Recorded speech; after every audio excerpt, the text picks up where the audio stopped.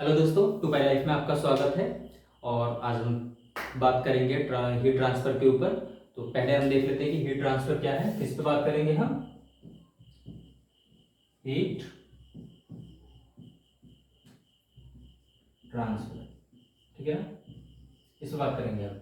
Heat transfer के क्या, heat आप समझते हैं ना, एक एनर्जी है जो ट्रांसफर का फॉर्म है। मतलब एक आपका रेशियो की बात हो रही है कि दूरी और समय, ये मतलब रेट कह सकते हैं हम, एक तरीके से रेट भी कह सकते हैं इसे, ठीक है ना। अगर समय कंसीडर नहीं करेंगे तो दूरी आप कंसीडर करोगे, ठीक है। तो हीट ट्रांसफर की बात हो रही है। हीट ट्रांसफर में क्या होता है, दो प्लेसेस के बीच का टेम्परेचर डिफरेंस, ठीक है। मतलब जब तक एक, जैसे मैं फॉर एग्जांपल में लेता हूं कि ये एक सब्सटेंस है, ठीक है, ये बी पोर्शन है, ये ए पोर्शन है। मैंने जब यहाँ पे इसे कुछ इस तरीके से हीटअप किया, ठीक है ना, ये फ्लेम है इसकी, ये हीटअप किया, तो इस पोर्शन से लेके इस पोर्शन तक जब टेम्परेचर सेम, मतलब यहाँ का टेम्परेचर अगर 10 डिग्री सेल्सियस है तो यहाँ का टेम्परेचर भी 10 डिग्री सेल्सियस आ जाए। जब तक दोनों पोर्शन का टेम्परेचर सेम नहीं आ जाता, या इसे हम क्या कहते हैं, कौन सी कंडीशन होती है?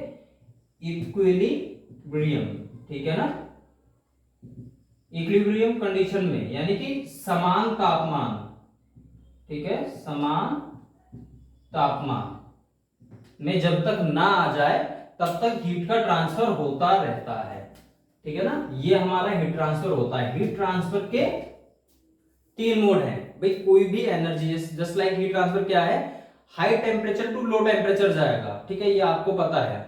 इसके तीन मोड हैं, ठीक है। कौन से मोड है? हीट ट्रांसफर मोड, इस तरीके से ले लीजिए। पहला कंडक्शन, ठीक है। कंडक्शन सॉलिड्स में होता है, ठीक है। किसके कारण होता है? ये दो चीजों से होता है। एक होता है लैक्टिक वाइब्रेशन और दूसरा फ्री इलेक्ट्रॉन्स, फ्री इलेक्ट्रॉन्स, ठीक है। सॉलिड्स में जैसे आपने हीट दिया किसी साइड पे, तो उसमें जो उसके सॉलिड पार्टिकल मॉलिक्यूल्स होते हैं वो उसी प्लेस पे वाइब्रेट करने लगते हैं और फिर वो दूसरे को एनर्जी ट्रांसफर, जैसे उसके कांटेक्ट में आए, टच में आए दूसरे वाले के, वो उसको एनर्जी ट्रांसफर करता है। इसी प्रकार से हमारा एनर्जी का ट्रांसफर चलता है। जैसा कि हम जानते हैं कि मेटल्स, ये हो गया ना, तो इसमें क्या है, जैसे मेटल में क्या होते हैं, इलेक्ट्रॉन्स होते हैं, तो उनका मूवमेंट, मूवमेंट के कारण क्या होता है, काइनेटिक एनर्जी जनरेट होती है, जिससे हमारा एनर्जी का ट्रांसफर चलता रहता है। हम पूरे उसमें बात किसकी करेंगे? ट्रांसफर की बात करेंगे। अब आ जाता है सेकेंड मोड, किसका?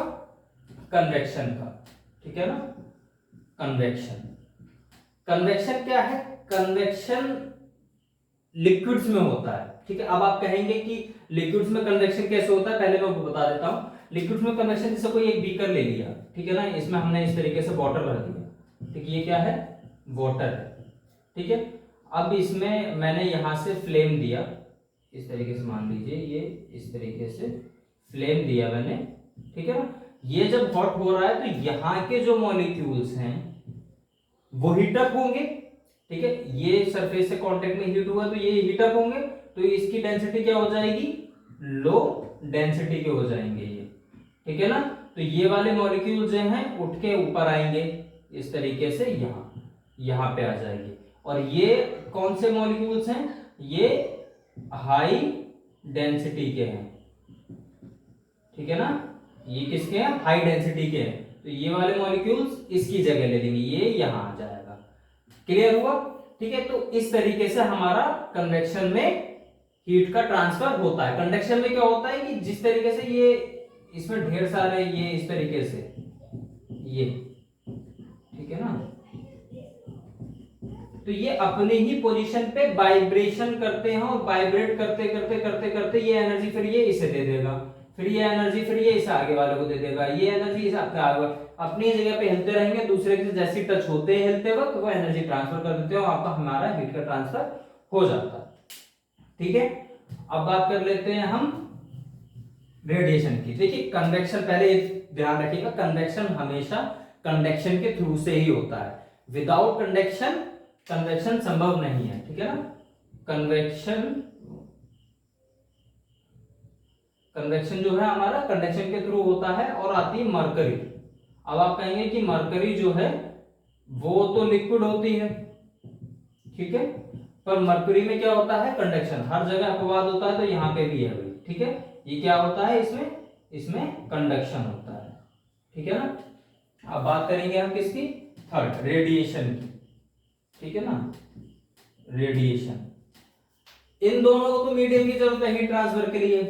वही गैसेस में भी यही होता है, लिक्विड्स में ये होता है, सॉलिड्स में ये होता है, मीडियम की जरूरत है। पर रेडिएशन में क्या होता है, इलेक्ट्रोमैग्नेटिक वेव के थ्रू, ठीक है ना।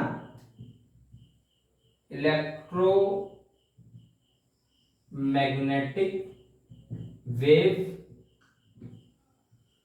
वेव्स के थ्रू होता है। और ये क्या है, सूरज से धरती पे पड़ने वाली किरणें वो इसी प्रकार से आती हैं। या कोई भी एक फ्री बॉडी, मतलब हॉट बॉडी जो ओपनली रख दी गई हो, वो एनर्जी का ट्रांसमिट करती है बाय रेडिएशन, ठीक है। ये हमारा क्या हुआ, ये हीट ट्रांसफर के 3 मोड है, ठीक है। इन्हीं मोड से हमारा हीट का ट्रांसफर होता